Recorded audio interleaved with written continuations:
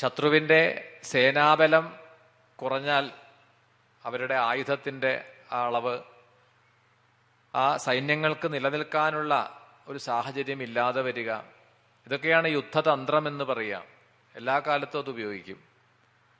നേരിട്ട് സൈന്യങ്ങളെ ആക്രമിക്കുന്നതിന് പകരം ആയുധങ്ങൾ സൂക്ഷിക്കുന്ന ഇടങ്ങൾ,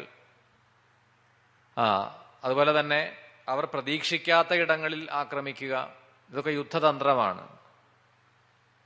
ഒരിക്കലും ജനങ്ങളെ, അതായത് ഒരു രാജ്യത്തെ ആക്രമിക്കുമ്പോൾ ഒരു പ്രജകളെ ഒരിക്കലും ബാധിക്കരുത് യുദ്ധം എന്നാണ് നേരിട്ട്.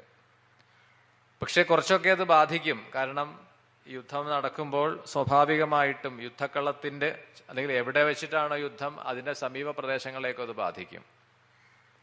പക്ഷെ യുദ്ധത്തിന് ധർമ്മമുണ്ട്, യുദ്ധത്തിന് തന്ത്രമുണ്ട്. ഇതൊക്കെ പുരാണങ്ങളിൽ പോലും യുദ്ധ വർണ്ണന ചെയ്യുമ്പോൾ നമുക്കത് കാണാൻ കഴിയും.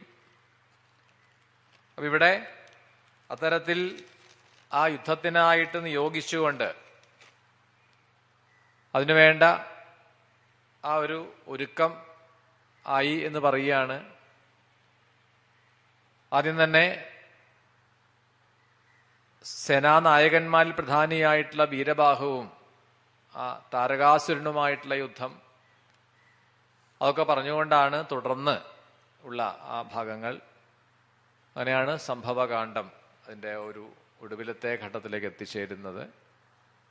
ക്രൗഞ്ച പർവ്വതത്തെ, ക്രൗഞ്ചൻ എന്ന അസുരനെ നിഗ്രഹിക്കുന്നു.